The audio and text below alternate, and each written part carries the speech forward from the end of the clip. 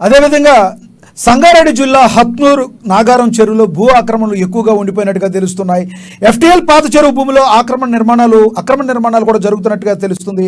నిబంధనల ప్రకారం ఎస్టీఎల్ భూముల్లో చేపట్టకూడదని నిర్మాణాలు తెలుస్తుంది. ఇరిగేషన్ రెవెన్యూ అధికారుల తోడ్పాటుతో ఈ నిర్మాణాలంటూ ఆరోపణలు కూడా ఉన్నాయి. ఇదే విషయానికి సంబంధించి మరింత సమాచారాన్ని మా ప్రతినిధి సునీల్ అందిస్తారు. సునీల్, చెప్పండి, భూ ఆక్రమణలు ఎలా ఉన్నాయి, అక్కడ పరిస్థితి, అక్కడ ఉన్న పరిస్థితిని విశ్లేషించండి. సంగారెడ్డి జిల్లాలోని హత్నూర మండలంలోని నాగారం పాత చెరువు పేరుతో ఉన్నటువంటి పురాతనమైనటువంటి చెరువు కాస్త కబ్జాదారుల కోరలోకి వెళ్ళిపోయినట్టు నాగారంలో చెరువు ఆనుకొని ఫామ్ హౌస్ నిర్మిస్తున్నారు వ్యక్తి. అయితే చెరువుకు సంబంధించినటువంటి భూమి అంటే అది ఎఫ్టీఎల్ పరిధిలో వస్తుంది. పట్టా భూమి అయినప్పటికీ కూడా ఎఫ్టీఎల్ ఎలాంటి నిర్మాణాలు చేపట్టదు చెప్పి నిబంధనలు స్పష్టంగా ఉన్నాయి. ఎందుకంటే ఎఫ్టీఎల్ భూమిలో నీరు పరివాహక ప్రాంతంలో దాన్ని పంపిస్తారు. చెరువులో ప్రస్తుతం నీళ్లు లేకపోయినప్పటికీ వర్షాకాలంలో చెరువు నిండినప్పుడు ఆ ఎఫ్టీఎల్ భూముల్లోకి నీరు వచ్చినప్పుడు నిర్మాణాలకు సంబంధించి కూలే ప్రమాదం ఉంటుంది. కాబట్టి రాష్ట్ర ప్రభుత్వం ఎఫ్టీఎల్ నిర్మాణాలు చేపట్టడం స్పష్టంగా చెప్తుంది.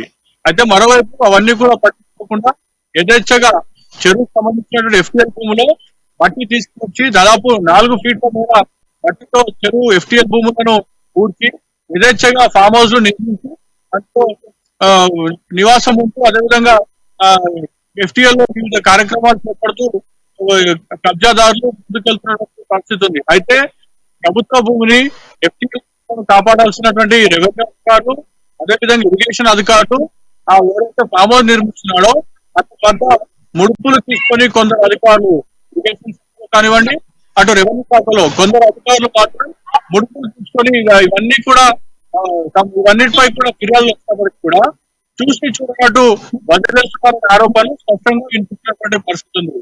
మరోవైపు ఇది నర్సాపూర్ వచ్చేటువంటి మండలం. అయితే అక్కడ ఉన్నటువంటి ఓ బీఆర్ఎస్ నేత కూడా అదేవిధంగా బీఆర్ఎస్ మహిళా నాయకురాలు కూడా వీటన్నిటికీ కూడా అండగా నిలిచారని చెప్పి కూడా మనకు సమాచారం అందుతున్నటువంటి పరిస్థితి ఉంది.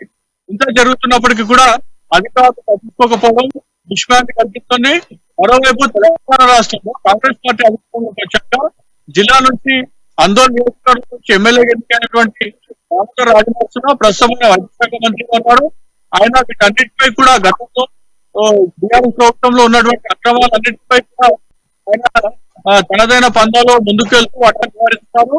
అందులో భాగంగానే రెవెన్యూ ఆర్థిక స్థాయి అధికారితో సంగారెడ్డి ఆర్డీఓ రవీందర్ రెడ్డితో కమిషనర్ గా ఉంటూ క్లీనర్ గా ఆయన ఒక కమిటీని కూడా ఏర్పాటు చేయడం జరిగింది. ప్రభుత్వ భూముల ఆక్రమణకు గురి కాకుండా మైనింగ్ అక్రమ మైనింగ్ జరగకుండా చెరువులు ఎఫ్టీఎల్ భూములు అక్రమాలకు గురి కాకుండా కాపాడాలని చెప్పి కూడా ఆయన రెవెన్యూ పోలీసు ఆర్టీఓ కన్వీనర్ గా ఒక కమిటీని కూడా వేశారు. అయినప్పటికీ కూడా కమిటీ ఎక్కడ కూడా వీటన్నింటినీ కూడా పట్టించుకోవడం లేదని స్పష్టంగా కనిపిస్తుంది. ఈ ఫామ్ హౌస్ కు సంబంధించి ఎఫ్టీఎల్ భూముల అక్రమాలకు సంబంధించి ఆర్డీఓ రవీందర్ రెడ్డికి కూడా వచ్చాయి. స్థానిక ఇరిగేషన్ అధికారులకు ఫిర్యాదులు వచ్చాయి. అయినప్పటికీ కూడా ఆయన చూసి చూడడానికి వ్యవహరిస్తున్నారని చెప్పి కూడా స్పష్టంగా మనకు సమాచారం అందుతోంది.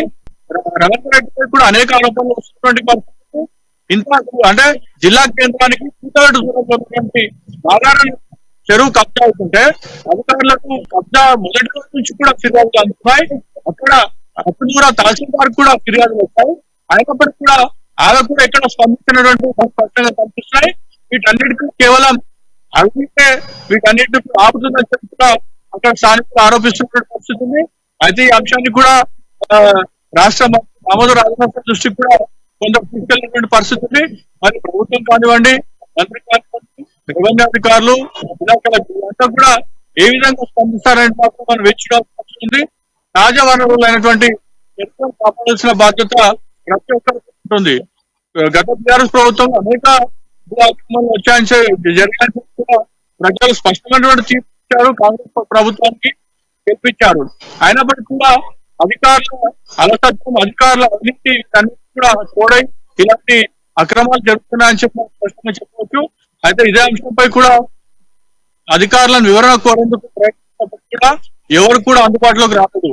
అటు హత్నూరు తహసీల్దార్ కానివ్వండి, హత్నూరు ఇరిగేషన్ అధికారులు కానివ్వండి, సంగారెడ్డిలో ఉన్నటువంటి జిల్లా స్థాయి కానివ్వండి, ఇటు రెవెన్యూ జిల్లా స్థాయి అధికారులు అందుబాటులోకి రాలేదు. అయితే ఈ అంశంపై కూడా 2 రోజుల క్రితం మంత్రి దామోదర కూడా ఈ అంశానికి వెళ్ళింది. ఆయన పరిపాలనలో కూడా ఈ అంశం పడుతుందని కూడా మనం చెప్పవచ్చు.